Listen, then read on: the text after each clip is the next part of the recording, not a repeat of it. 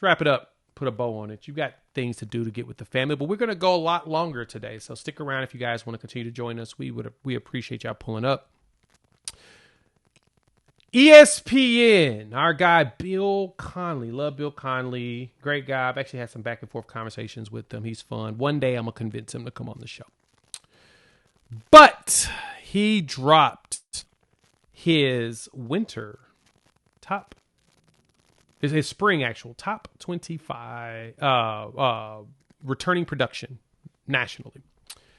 And so, of course, we've got Oklahoma State. I mean, not Oklahoma State. I'm not talking about that. We got Oklahoma. We got, Auburn. We got everybody in the SEC like we typically always do. I'm going to get the graphic up and running for you all to be able to enjoy because I love these conversations.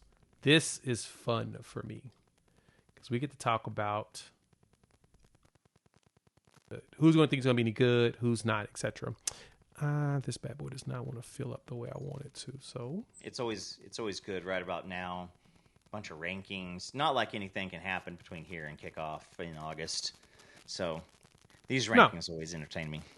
Yeah, they're just for fun. Like at this point, you're looking at these because you have literally nothing else to do up until the game that you are played. I like to color code everything, so I put together my chart. As y'all can see, this is your returning production winter and then spring plus the SP plus rankings. So the computers say Oklahoma is the 16th best team in the country right now as constructed, which is up from 20 at winter. So we're actually trended up. The one reason why I wanted to point this out, and this is why this is a fun conversation when it comes to returning production, is Coop. Oklahoma is ranked number 10 in the country overall in returning production. Number 8 in offense. Number 30 in defense. Overall rank number 10, which is the third highest in the SEC behind Texas A&M and Vanderbilt. This is why this is a big deal. Majority of that returning production from last year, you know where that's coming from, Coop? For Oklahoma? Mm-hmm. On offense or defense specifically? On offense. We're ranked number 8 in the country in returning production. Where is majority of that coming from? I would go with offensive line. There you go. So the one thing that a lot of you have concerns about as an Oklahoma Sooners fan is you're concerned about Oklahoma because you want to know what the offensive line is going to look like. We're 8th in the country. We dropped a little bit on the production from returning on offense, but jumped a lot on defense because we added, one defensive player that actually added some good numbers. But offense, we moved down one spot because of Gavin Sawchuk leaving. He was, one of the better backs. But we return offensive line. That's where all of our production is coming from. Garion Hatchett transferred out. You know how many games he played last year, Coop? 3. 1. Okay, 1. He only made it that one game. Then he got hurt and didn't come back. He looking right. I thought so too. You'd have thought. No, he didn't really play. Injuries got him. Per Brandon Drum. Tongue in cheek. But no, seriously. Majority of our production that came back, offensive line. Yeah. Then we brought back majority of the wide receiver production. We lost all of our tight end production basically, but we brought back the wide receiver production. No comment. Burks, Kearney. Right. Exactly. But it's funny because all the production we lost, we brought in a lot more. And now the way that Conley does this is that you only get half credit for returning production for transfers. Okay. At the FCS level. So you're not getting a massive jump because you got in Jermichael, Carter, bringing in Giovanni Gibson and all of those. You're not getting that. Now you do get the Satania, Josiah Martin, But you're not getting all the high-end production numbers you think you get. You're getting half on the offense, which, take a gander at it, it's pretty big. So offensive line is where Oklahoma's got it. But what jumped out to me the most, like Texas has a lot of things to refresh, but I think their saving grace is defense. 44, they're 31, ranked 31st in the 31st in the country, returning production on defense is 62% of their defensive production. The offensive production is where it's gone. Wide receivers are all gone, quarterback's gone, running back's gone. I mean, except for Wisner, who was third in the SEC in rushing, but you bring him back. He wasn't supposed to be the number one back, but he became number one back because everybody else got hurt. And then they just had, I think is it Wingo that they sat out the rest of spring practices because he got a little bit of an injury and they wanted to make sure to preserve him. Everybody was dealing with it. It happens. Yeah. I mean, that's honestly keeping it a buck. That was why we didn't have our spring game, was that we had so many injuries last fall that they're like, we're going to take a chance this year. We want to wait. We'll give it a year. I think the spring game will be back next year. Don't get it twisted. I think it's back next year. But Oklahoma is one of the few trending. You had 3 teams trending down, Tennessee and Florida, as well as Missouri in losing. Now, Missouri brought back a lot of defensive production. They lost some coaches, but their offense. Yeah.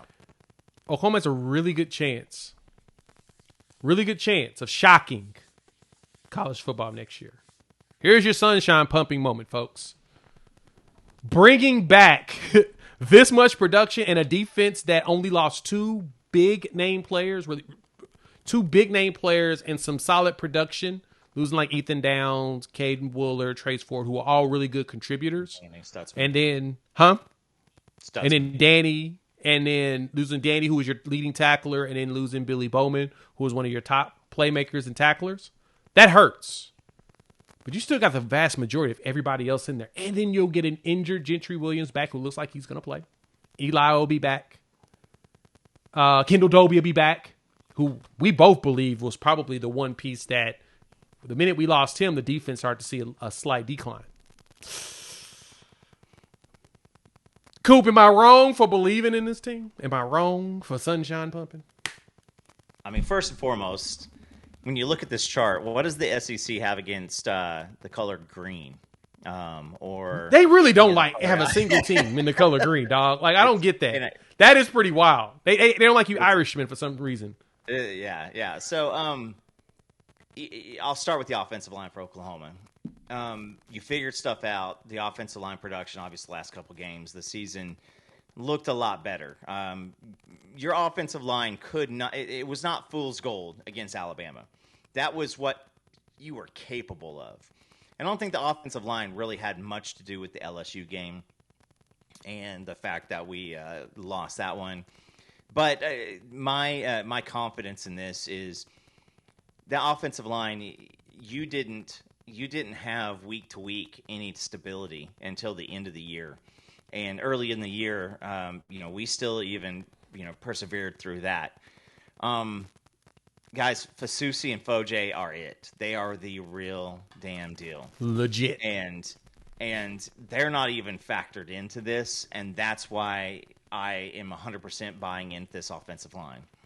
Is this going to be a finalist for Joe Moore? I don't think so. Are they going to be a very stout offensive line? Very much.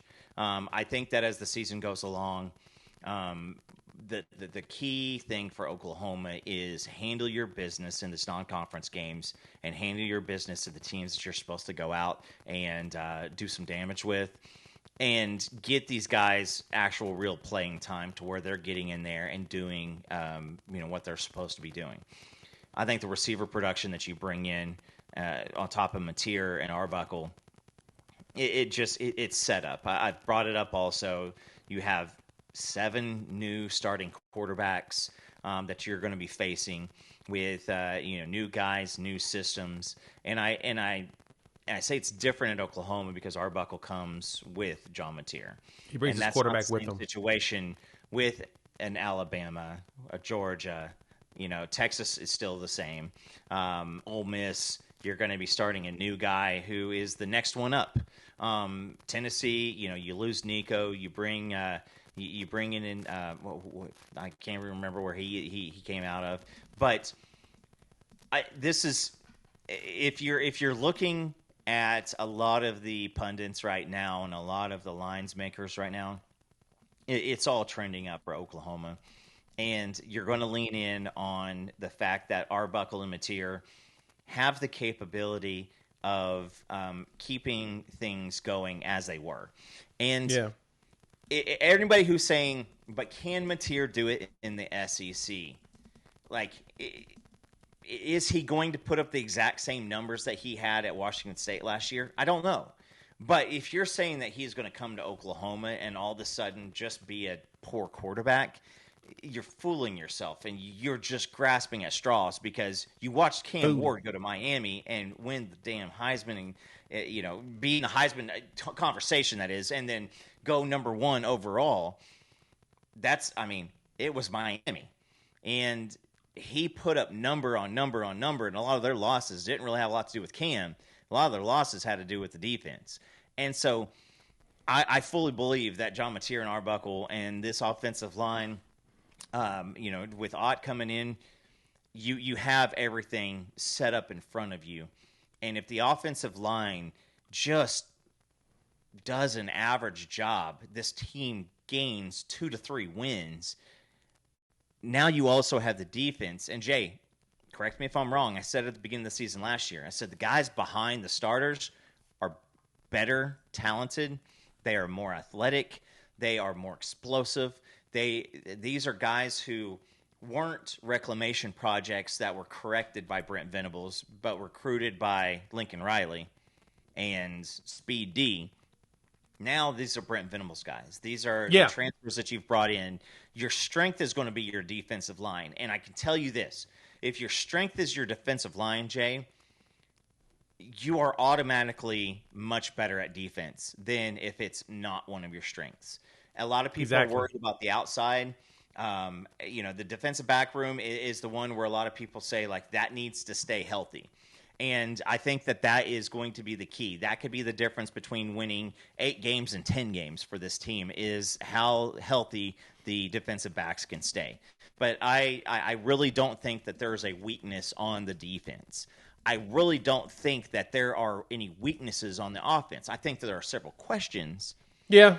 When I say this is going into, at this time last year, Jay, you and I both, we reached out to our partners at BetUS and we put our money down on not only OU, with the over and winning the conference championship. We did all that. Well, we saw what happened. So I'm saying outside of injuries and stuff like that, what we saw last year, this team is going to be vastly much more improved. And it is. You won't have a team in here outside of maybe LSU that you go, I know exactly what they're going to be. And when it comes to LSU, Jay, when they've got all these expectations, they're either going to be unstoppable and there's nothing we can do about it, or they're going to massively flop. That is the MO of LSU for many, many years. When they've got massive expectations, they are either one of the best teams in college football history or massively disappointing. So I don't look at anybody in this slate and go, that's a team that OU's doesn't have any business being around. Not a single one of them. Even the mighty Georgia. I think the mighty Georgia is going to be a fun team to see next year because they've got a lot of changes too. We got questions about their quarterback. Now their linebacker room's going to be deep. They're going to be deep.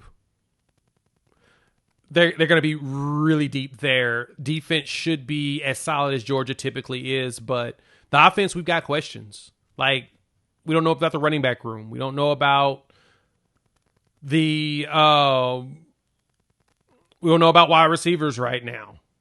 Offensive line should be solid as usual, but again, you're walking in with one of the top producing quarterbacks last year in all of college football. Let me say this again. Let me say this for people in the back. If it was that easy to do and produce the numbers that John Mateer did in the rest of G5, somebody else would have. Keep that in mind.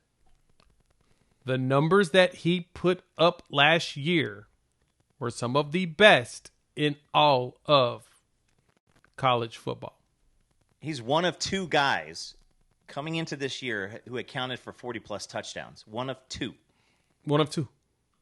So that means it's John Mateer and one other dude entering this season. And we said it. If your offense just wasn't pathetic, I mean, it's a potential 2-game swing. Now, it still is what it is, and we still lost the games that we lost. Missouri still happened. The Ole Miss collapse still happened. The South Carolina ass-whooping still happened. You have to learn from that. But we see it with the girls right now, and we got to end talking about the girls. But they're on a revenge tour. Yeah. And it's the same thing with OU on the football team this year. And I promise you, you've heard Gabe talk about it. You hear guys on NFL Today talk about it, on ESPN, on NFL Channel talk about it. When you have a quarterback that you believe in and you know what they are, your team morale is elevated massively. And it is not – and listen, I think Arch Manning is going to be a good quarterback. Dude has never thrown for 3,000 yards in a season, high school, college, anything. He's never eclipsed that. Maybe in middle school, but I ain't counting no middle school. What? So yeah, fair point. Even Arch Manning, that's all hope. They're hoping that he will be what everybody else says he's going to be. This team, every single one of these players, and Tuesday, Jay, I don't even think you know this. We got Jacob Henry. I'm going to be doing an interview with Jacob Henry on Tuesday afternoon. So if you're around, let me know. But Jacob Henry, massive respect out to this dude. But he said, I do not want to do an interview until I've at least done something and shown out and done some practice. He doesn't want to, be interviewed by anybody. So he reached back out to me out of the blue and said, let's go. And so I'm going to be talking with him on Tuesday. But this team knows what John Mateer is, and there's a confidence already around John Mateer that was not there last year. And I feel like was there with Dylan Gabriel, and I feel like it was there with the last quarterbacks, the Jalen Hurts, the Baker, the Kylers. And I think that is going to have a lot to do with this team's morale going into the season. It's not, what do we got here? It's, we know what we have, and we're about to show you what we have. And so that's where I feel that John Mateer is a guy who the numbers are there. The Cam Ward situation helps this out tremendously. And the team's confidence in him, it is very, very pronounced. And so that's where a lot of my confidence comes from. That's where mine come as well. We've got someone that's done some production and who has helped build somebody like a Cam Ward up. And I mean, who was it? Arbuckle as well as Kuzieski was there at, the draft with Cam Ward, hanging out, showing their support because that was their dude.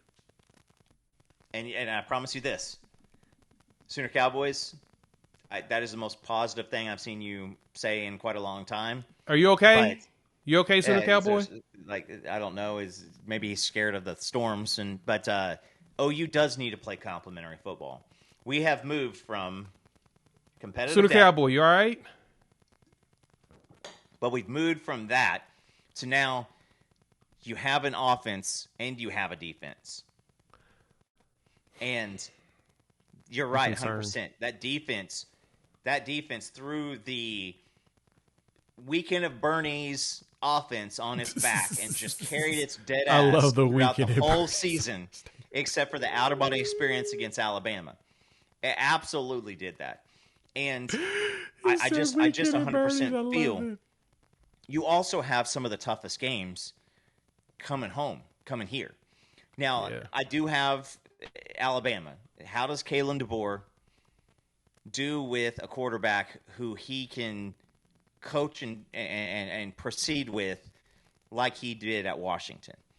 Jalen Milroe was not that dude. And we saw it in the draft, and I still think he was drafted a lot higher than he probably should have gone. But you saw it.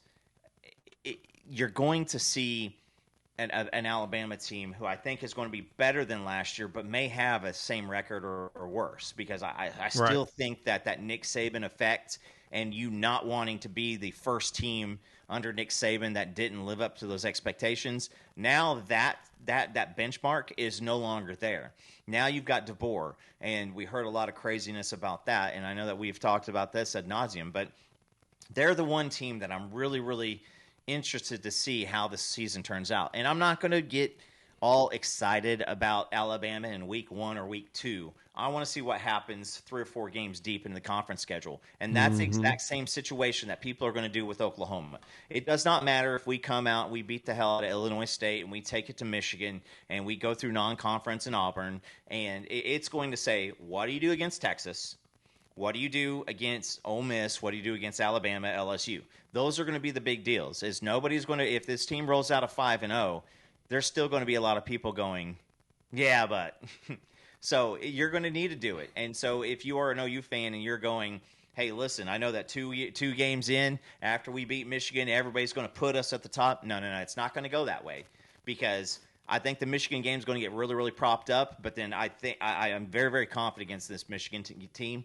Very, very confident, because their offense with a what was Edwards on the front of the video game? Yes, that their offense was just as bad as ours last year. Yeah, their offense was awful, and I'm trying to figure out if they know how to do a forward pass. That's literally where I'm curious about, is if the forward pass actually works there. They had, I'm pretty sure. I'd have to go back and look at the stats, and so you guys call me a liar, but I think that he was drinking today. Most of their running. No. Fair point. Michigan still had a good running game. We didn't even have a good running game. We didn't have anything. Coop, we didn't have anything. So it is going to be a game to where I think that Michigan game probably starts really, really slow. And it's going to be people taking. It's going to be both OU and Michigan taking body blows. But I don't think that they can. I don't think they can stick out with us. Underwood. I do know that I think it was their spring practice in their scrimmage. Dude went like 11 for 36 or something like that, and it didn't look too terrific. So Michigan does have a solid defense, but they lost Mason Graham. They lost the Will Johnson, back in the back end. They lost a linebacker. They lost another defensive lineman. They're always going to have a solid line. But I don't think that they have the athlete. And defense. I don't think they're going to have. Yeah, I don't think that they're going to have the. It's going to be a little bit of a reset for them. And let's just be honest. We're thinking of Michigan's national championship team, and if you take a 10-year, serving size there, that's 1 year that they really, really just kicked the trend and overachieved. And so I'm going to look at the mean of it, and I'm still saying. I don't think that Michigan's going to stand up. But where I go with it is you're going to need to see OU in conference do things that they didn't do last year, dictate, play complementary football. And I think that once you get 3 or 4 of those games in, then people are going to go, okay, hold on a second. Something's going on back down in OU again. Yep, this won't be the first time you'll hear me this. I'll have a video about this exact same thing probably in August as we prepare for the season. But yes, I 100% agree that the Michigan game is the test for us this season. It's the litmus test for the entire year. It's going to tell us about John Mateer. It's going to tell us if he's going to even be a viable candidate for the Heisman or any type of conversations for top quarterbacks in the country. That's the test. That is that game. That defense, regardless of the player they've lost, they've still got some solid people there. Really good coaching there. It's going to tell us everything. I think our defense will be just fine because our defense our defense won 6 games last year. And I think we know they're going to do it again. And everybody's coming out. I didn't want to say it, but now that you guys are typing it, they cheated. It's plain and simple. There was a lot of cheating, and that ain't there anymore. So I think that you look at how good our defense was last year and how at the end of the season it really, I think that they, for lack of better terminology, I think that they just emptied the can against Alabama. I think that they hung in there. Whatever happened at LSU happened, but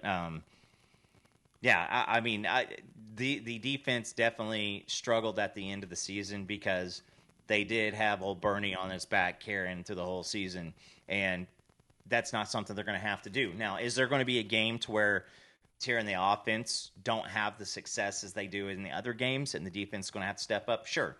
Is there going to be a game to where the defense doesn't do it and the offense is going to have to step up? Sure.